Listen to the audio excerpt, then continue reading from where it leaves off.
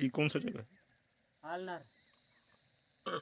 ये दंतेवाड़ा का सीमा क्षेत्र। आलनार कहाँ पे पड़ता है? ये गांव में ना आलनार ये आलनार है। हाँ। इसी को बोलते हैं। गांव पंचायत भी है क्या? गुमियाफल पंचायत है? गुमियाफल पंचायत गुमियाफल पंचायत है ना। गुमिया पंचायत है। यहाँ ये नदी बह रही है, मलंगीर नदी। मलगेर नदी। इसमें हम लोग सब अभी स्नान किए हैं। और ये क्षेत्र देखिए, इस क्षेत्र को छोड़ते हुए और डूबते सूरज को प्रणाम करते हुए हम लोग यहाँ से अब किरंदुल की ओर प्रस्थान कर रहे हैं। ऐतिहासिक क्षण, ऐतिहासिक यात्रा जीवन की। ये 12 किलोमीटर पैदल पहाड़ी, लगभग वन यात्रा, पहाड़ी यात्रा 15 किलोमीटर बता रहे हैं भैया। यात्रा करते हुए अब डूबते सूरज को प्रणाम करते हुए ये दृश्य आप देख लें। कल को ये पहाड़ नहीं रह पाएगा, क्योंकि बॉक्साइट खनन बहुत तेज़ी से चल रहा है। और ग्रामीणों के द्वारा, ग्रामीण क्या, एक इस क्षेत्र के पूरे लोगों के विरोध, वनवासियों के विरोध के विरुद्ध खनन कार्य और दूसरे पहाड़ियों को का सर्वे करते हुए, ये सब पहाड़ी जो देख रहे हैं सबका सर्वे करते हुए, जिनका भरपूर विरोध हो रहा है। ग्राम सभा भी पास नहीं की है, लेकिन फोर्स के बल पे शासन जो है ये सब पहाड़ियों को से लोहा निकाल कर इस क्षेत्र को किस हालत में छोड़ेगी। क्षेत्रवासियों का कहना है कि पीने के लिए पानी भी हम लोगों को मुश्किल हो जाएगा, क्योंकि खदान कोड़ने से पानी जो है प्रदूषित हो जाएगी। निश्चित रूप से प्रकृतिवादी ये लोग, वनवासी, अपने पूर्वजों के भूमि से भावनात्मक रूप से जुड़े हुए हैं। इनकी व्यवस्थापन करने के लिए सरकार जो है मुआवजा दे देगी, लेकिन वो भाव, वो युगों से प्रकृति से जुड़ाव, बहरहाल सरकार अपना काम करती है और वह सुनती उसी की है जो सरकार को नुकसान पहुंचाने अथवा अर्थात सरकार की सत्ता को हिलाने और गिराने की क्षमता रखते हैं। बाकी हम जन, वनवासी हों या आदिवासी, मैदानी, नगरीय, शहरीय क्षेत्र जो हम लोग रहते हैं, उन क्षेत्रों में भी आम जन की क्या स्थिति है। मैं यदि कहूँ कि जैसे पशुओं को हम लोग हाँकते हैं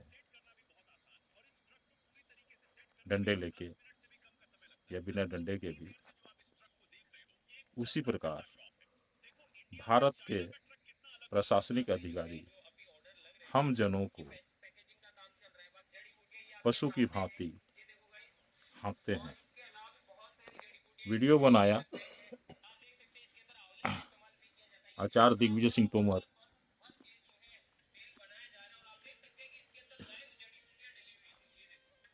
ये कौन सा क्षेत्र है बोला गया?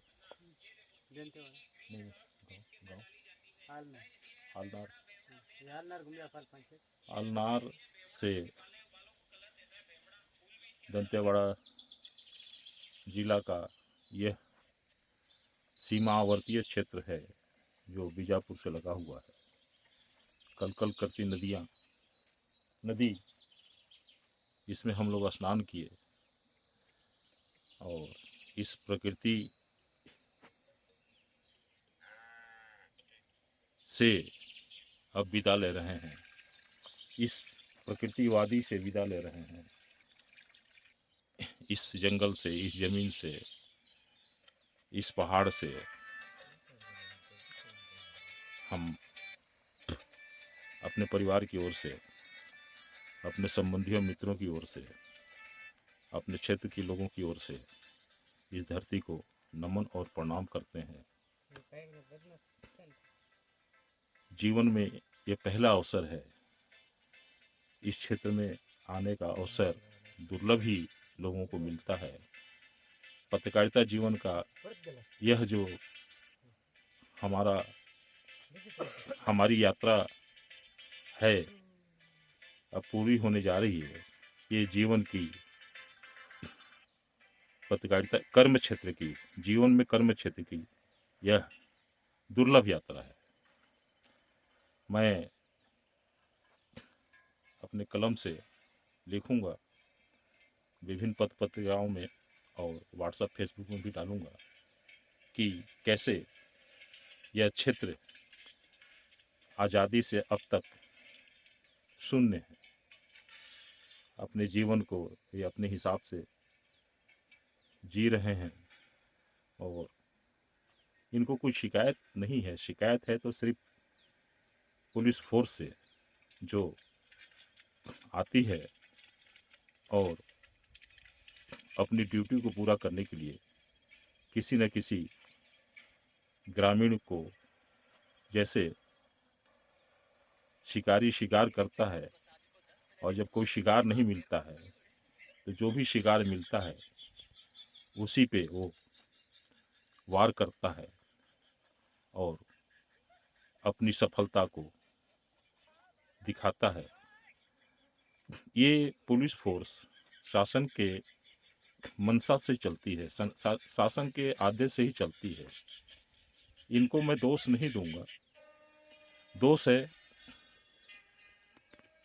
राज्य सरकार की। आदिवासी सरकार बनाया गया इस उम्मीद से कि आदिवासियों की आवाज़ सुनी जाएगी और इनकी जीवन की रक्षा से लेके इनके जमीन, पहाड़, नदी, नाले, घर, परिवार, इन सब की सुरक्षा होगी। ये क्षेत्र, जिस क्षेत्र से हम लोग में से लौट रहे हैं, उस क्षेत्र में बिजली तो क्या, हमने एक लालटेन भी जलते हुए नहीं देखा, एक दीपक भी जलते हुए नहीं देखा। अंधेरे में लोग जी रहे हैं, फिर भी अपने जीवन से, अपने जीवन के दिनचर्या से मस्त हैं। पशु पक्षियों को भी हमने देखा, स्वस्थ हैं और उनको देख के तो ऐसा लगता है, मैं पहली बार देखा ऐसे चमकते हुए पशुओं को। उनके शरीर को देखने से ऐसा लगता है कि वास्तव में जंगल में जैसे पशु स्वस्थ रहते हैं, मस्त रहते हैं और चमकते हुए रहते हैं। बहुत ही सुंदर सुंदर, आकर्षक, मन मोह लेता है। सफ़ेद मुर्गी, सफ़ेद मुर्गा, काली बकरियां हमारे मन को मोह ली, आपके मन को भी मोह लेंगी जब आप इस क्षेत्र में आएंगे। मेरा निवेदन है कि आप आएँ इस क्षेत्र में। और कश्मीर का नाम आपने सुना होगा, वादी का नाम आपने सुना होगा। ठीक है, हम मानते हैं कि कश्मीर बर्फीली क्षेत्र है, इसलिए उसका अपना एक अलग महत्व है। लेकिन यह छत्तीसगढ़ का आदिवासी क्षेत्र अपने आप में महत्वपूर्ण स्थान रखता है। और ये जो दंतेवाड़ा और बीजापुर का सीमा रेखा गांव क्षेत्र है, यहाँ की आबादी सरकारी सारी योजनाओं की उपेक्षा का शिकार हुई है। कहीं हैंडपंप है तो पानी है, कहीं वह बीमार है और कहीं वो सूखा है। पीने के लिए पानी भी नदी नाले से हमारे वनवासी भाई लाते हैं, और क्या मिठास है उस पानी का। हमने पिया, हमने हैंडपंप का भी पानी पिया और नदी का भी पानी पिया। हैंडपंप के पानी में लोहा की मात्रा है, वो तो हर जगह मिलता है, क्योंकि अगर पानी, ये तो क्षेत्र लोहा का अयस्क का है ही, लेकिन जो क्षेत्र नहीं है वहाँ जो लोहे के पाइप लगाए जाते हैं, जैसे हम अंबिकापुर की बात कर रहे हैं, मैं अंबिकापुर से हूँ, तो वहाँ के हैंडपंप में भी वो लोहा का जो पाइप लगे रहते हैं, उसका एक अलग स्वाद रहता है। जो पिया है वह जानता है। मैं इस वीडियो को अब विराम देता हूँ और आप सबसे इस क्षेत्र में आने का एक बार निवेदन करता हूँ कि आइए और देखिए। भरपूर नक्सली क्षेत्र है शासन के कहने के अनुसार, इसलिए यहाँ लोगों को बिल्कुल आना जाना होता नहीं है। हम लोग पहुँचे हैं तो कैसे पहुँचे ये फिर कभी। वीडियो बनाया Acharya Digvijay Singh Tomar, all India media foundation के अध्यक्ष, छत्तीसगढ़, अंबिकापुर जिला सरगुजा।